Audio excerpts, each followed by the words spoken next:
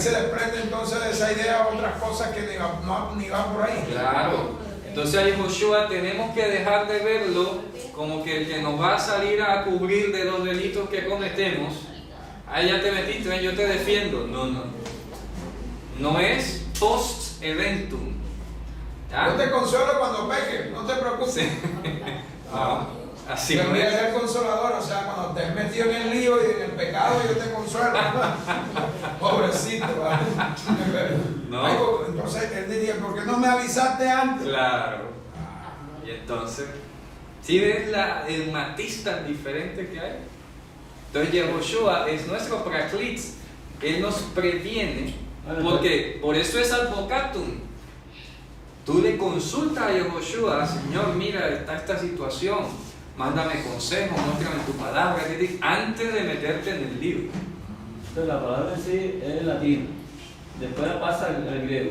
No, la palabra, bueno, es que el concepto se desarrolla de una manera paralela, porque para Kritos existía en Grecia también como el advocatum. Lo que pasa es que el problema del español es que como del latín advocatum deriva abogado, el problema es lo que hoy entendemos como abogado, porque la imagen que tenemos de abogado es el defensor, el que te va a sacar del lío, pero poco se habla del abogado que te previene del lío. ¿Sí está claro? Sí, nunca nadie busca un abogado antes del lío. Es muy raro que la gente busque abogados antes de meterse en líos. ¿Está claro eso? ¿Ah? Fíjense, esta es una idea que hay que meterla en la cabeza. Claro, hay que romper con ese paradigma. Hay que romper con el paradigma de que el abogado te va a sacar del lío. No, el abogado evidentemente, primeramente, te tiene que guardar del lío. O sea, debe ser un asesor. Claro, que es igual en la medicina. La mejor medicina es la preventiva. Siempre es verdadero el dicho que dice mejor prevenir que lamentar. Mejor prevenir que lamentar. Entonces Yehoshua dice, yo enviaré, no lo dejaré solo, les voy a enviar al praklit. O sea, él mismo, vendré a vosotros. Él lo dice. ¿Sí o no? Vendré a vosotros. Él mismo. Porque dice otro y después vendré a vosotros. Claro, por eso digo, porque otro lo está diciendo en comparación a lo que ellos en ese momento pensaban que era el abogado. ¿Se acuerdan que yo lo acabo de decir? Ellos pensaban que el abogado eran los mandamientos, porque los mandamientos te prevenían de pecar. Resulta que, como dicen Romanos, la Torah escrita era débil frente a la carne. Por eso dice, oye, ustedes necesitan otro praklit. Los mandamientos son, claro, necesita alguien que los prevenga de una manera más eficaz. ¿Por qué? Porque los mandamientos tienen esa función de praklit. Claro, el mandamiento te dice, no hagas esto antes de que te metas en el lío. Pero la carne es débil. Y a pesar de que el mandamiento está allí, te lo sueles volar olímpicamente. Entonces, para que no te lo vuelen, te voy a mandar claro, otro praklit. es correcto. Entonces te voy a mandar otro praklit, ¿ya?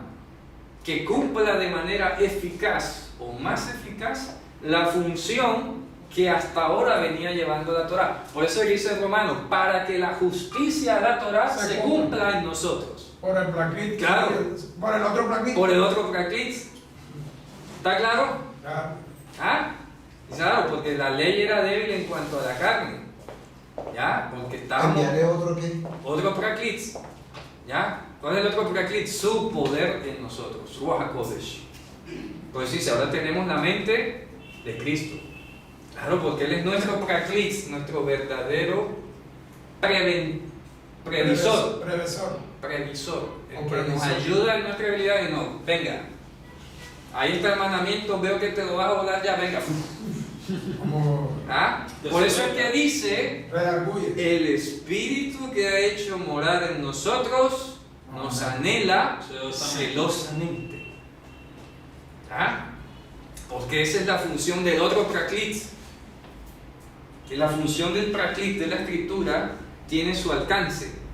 ¿Ya? Por ejemplo, si yo tengo mi fleco aquí y voy de pronto a hacer, veo el fleco, me freno. Pero si ni aún viendo el fleco, me lo vuelo. Viene. Hombre, si ven el semáforo y se lo vuelan, ahora. Sí, no, Claro. Así es. Ah. Pero en últimas, no solamente el hombre se vuelve el semáforo, el hombre es insuficiente cuando Claro. necesita amor. Necesita, mira lo que hablamos ayer, el cambio de chip. Las personas de pronto saben, como hablábamos, que el Shabbat es el día de Hashem, pero hay algo que les impide practicarlo, les impide dar el paso de cambiar la mente, el entendimiento, Y la costumbre. las costumbres, todo. Sí, porque es un cambio total de costumbre. Claro. Entonces necesitamos que el Praklit vaya, como dice, renovando nuestro entendimiento. ¿Ya? Hay que entender obviamente que cuando el Praklit llegó a nosotros, él hace una prioridad, ¿no? Porque la prioridad dice, bueno, vamos a preservarte o prevenirte de lo más grave, en primer lugar. Yo veo que tienes tendencia aquí, vamos a trabajar uno aquí, después trabajamos lo otro. ¿Ya? Porque hace prioridades, pero lo que se debe ver es que en el tiempo, el Praklit que nos ha sido enviado, a Mashiach, que ha venido a nuestra mente, a nuestro corazón, vaya cubriendo todas las áreas de nuestra vida. ¿Ya? Vaya cubriéndolas todas. Por eso es que termina Pablo hablando en Tesalonicenses, y todo vuestro ser, vuestro Ruach, que es la mente, nuestro Nefesh, entendido allí como la voluntad, y todo vuestro cuerpo sea que santificado. Fíjate tú, sea santificado. Claro, es el orden en que va a trabajar Ruach HaKodesh. Pero es que el Paraclita ahí es el que te revela. Claro, el que te previene. ¿Ya? El que te Hace muchas funciones de quitar el velo. Claro. Porque si tienes, sabes que es Shabbat, pero te impide celebrar el Shabbat o al menos entenderlo hasta que el Paraclit no te dé ese sot que tuvo plata Claro. de revelación, jamás podremos entender eso. Claro, y por eso es que dice que Él nos redarguirá de justicia, de pecado, de juicio. Praklit, porque nos va a ir revelando ahí, esto no, esto por aquí no. Conoceréis la verdad, dice. Por eso es que toda la dice, verdad. añadid a vuestra fidelidad, ¿qué? Dominio propio. El Ruach HaKodesh te lo está dando. Por eso tienes que escuchar la voz de tus hermanos. Por eso estamos hablando dentro de Israel. Porque Dios te va a hablar a través de la Torah y a través de tus hermanos. Si yo tengo una situación delante que voy a enfrentar, yo no le voy a hacer nada preguntando al incrédulo. Podría decir que el consolador, que el Paraclit hace las veces de consolador, me redarguye y es abogado también. Pero es que el consolador no tiene sentido allí, me explico, es lo que quiero precisar, porque se Sí, sabe. porque habríamos que entonces tendríamos semánticamente definir qué es Pero la palabra depende de la consolador. lingüística, depende de la lingüística, porque cuando se escribió eso era un contexto y hoy lo entendemos de otra manera. Por eso, pero es que ya la gente, ya todo este tiempo estaba entendiendo consolador como el que te apapacha, como el que te suaviza. No, y después ¿ya? de la caída. Y después de la caída. No necesariamente. No, claro, porque Claro, porque la gente sufre un no. dolor, la gente sufre un dolor, Ya, papi, ¿ya? La gente sufre un dolor. Yo no veo A otra ver, imagen en consolador. ¿Quién necesita consolación? El que está El que tiene un dolor. un dolor. ¿Por qué tiene el dolor? Porque Se tropezó. se tropezó, se equivocó, le fue mal. ¿Por qué le fue mal? Porque los errores, ¿quién no va a entender? Ahora, no Ya. quiere decir, eso no quiere decir que Dios no consuele. Claro, es Lógico. otra cosa. Ahí dice, porque poderoso Dios va a levantar Claro. al caído, si este cayera 7 veces, pero la idea no es que Por eso es que en Déjalo hebreo, caer. mira, por eso estamos hablando así. Porque para la idea de consolación que tú me dices, existe otra palabra en hebreo, que es la palabra menahem, que es diferente. Menahem es el consolador. bueno, ¿y cuál usó la Septuaginta para consolador? Claro, para consolar utiliza esta. Menahem, pero Claro. no, para el griego. Cuando Por eso es que el griego no distingue, porque se queda corto. Porque este es un concepto que entró en Israel, o sea, surgió. Aquí el problema no era del griego, sino de la novedad que ingresó a la lengua hebrea. ¿Me explico? ¿Por qué? Porque si aquí usamos menahem, la connotación lingüística que tiene menahem es totalmente diferente a la de praklit. ¿Está claro? ¿Está clara la idea? es totalmente diferente, porque el Menahem aquí sí está hablando de aquel que te va a ayudar a superar el dolor, que te va a llevar allí de brazo hasta que estés plenamente restaurado. Ese es el Menahem. Claro, como el buen samaritano. Eso sería un Menahem, porque te tomó ahí donde estaba y te llevó, te cuidó y ya está restaurado. Eso sería Menahem. Pero Praklits es otra cosa diferente. ¿Sí me explico? Son dos palabras diferentes. Por eso es que hay que distinguirlas.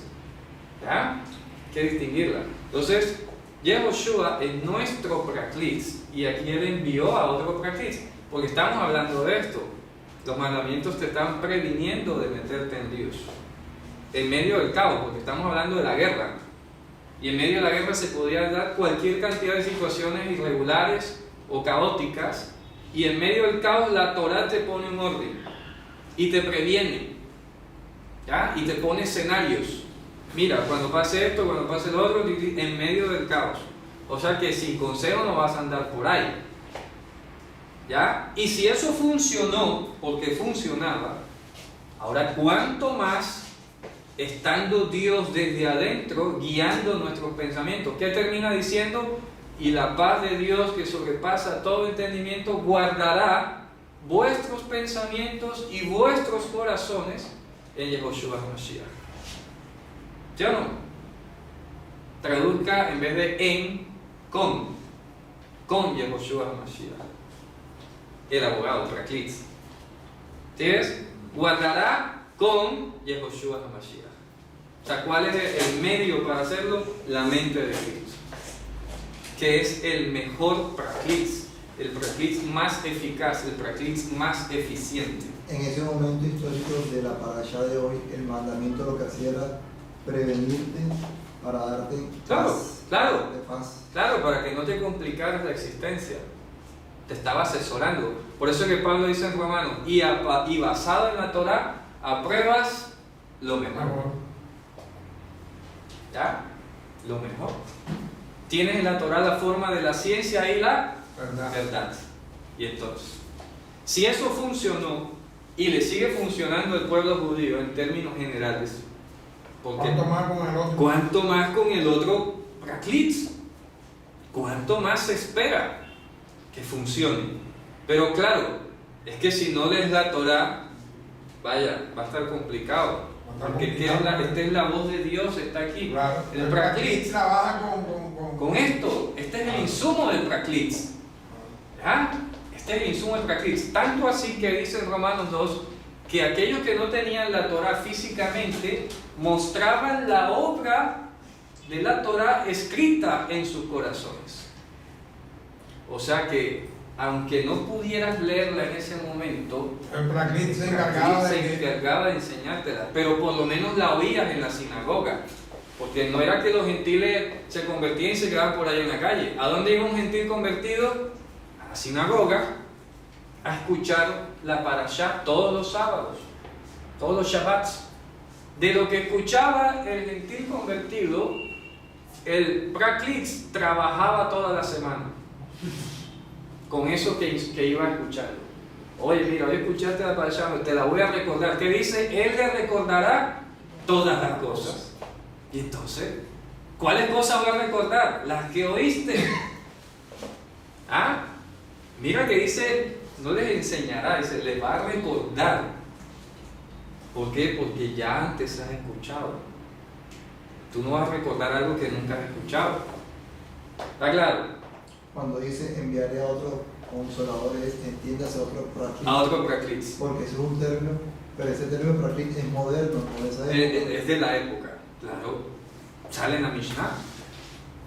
Claro, sale en la Mishnah. Ahí, antes no existía. Antes no existía, en tiempos bíblicos no existía.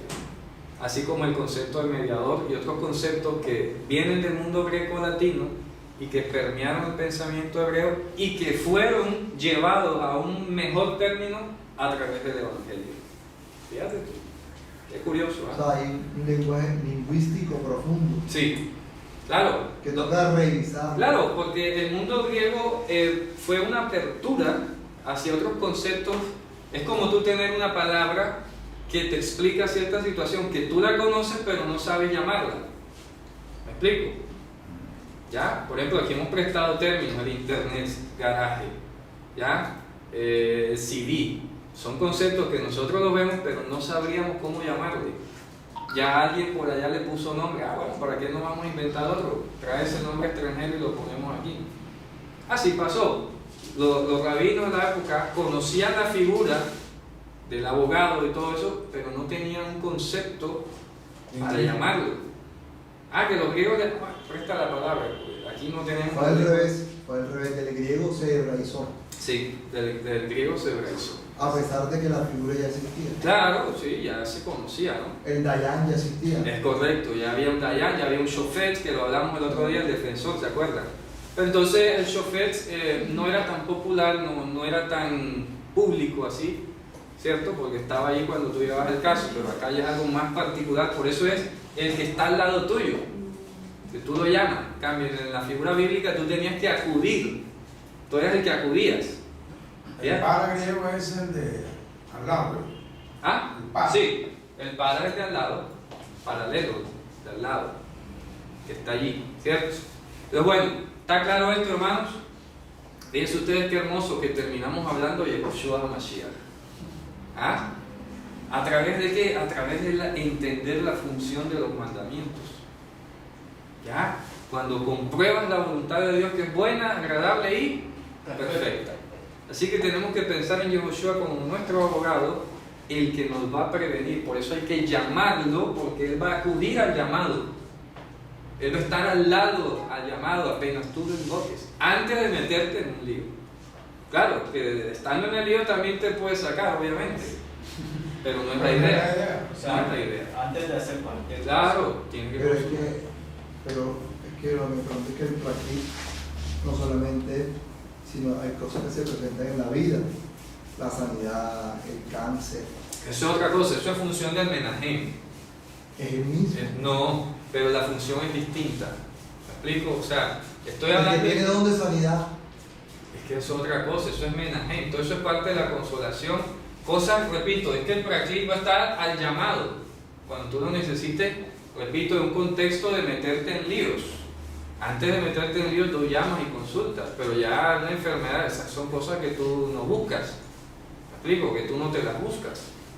¿Ya? Hay cosas que uno se las busca, ¿no? Y vamos por partes, fíjate tú, es verdad. Hay gente que se equivoca o tropezamos Claro. por error. Claro, Esas personas necesitan una consolación. es correcto. Porque en cierta manera no son culpables. ¿Ya me entiendes? No son directamente. O sea, en parte sí, porque Sí, faltó consejo. Sí, bueno, faltó consejo. Claro. Pero lo que te quiero decir es que no fueron Premeditados. Son acciones no premeditadas. No tuvo cuidado, cruzó la calle y cayó. Pero, mira, por eso es importante, disculpa. Por eso es que hay un dicho en Israel que decía: cuando se trata de la profanación del nombre de Dios, no hay diferencia entre el error y el hacerlo premeditadamente. Sí, sí. Hay que evaluar, hay que analizar cada caso. No, lógico. Pero lo que quiero llevarlo es a la palabra consolación. Las personas que son Sí. más bien consoladas, como decías tú, una enfermedad nosotros no la buscamos. Sí, exacto. Puede ser A menos que hayas desobedecido el mandamiento de comer cerdo, te ganaste un parásito, te mandó a la clínica, bueno, toca consolarte, hermano, ¿qué más se puede hacer? Violaste el cerco, te metiste en un lío, bueno, que el Señor tenga piedad. Menahem, bueno. Hay que ser menahem. Y Exacto. Menahem y Plaquit. Claro. Sí, no, ya el practica ahí no tanto. Porque No, ya... Menahem y Plaquit, o sea, ya sabes, tú ya de aquí para adelante. sí, claro, aprende, ¿no? Vete y no peques más. Vete y no peques. ¿Verdad? Bueno, muy bien. Vamos a concluir aquí. Vamos a darle gracias a nuestro Dios, porque es bueno, porque para siempre es su piedad. Todo claro, ¿verdad? Ok. Muy bien.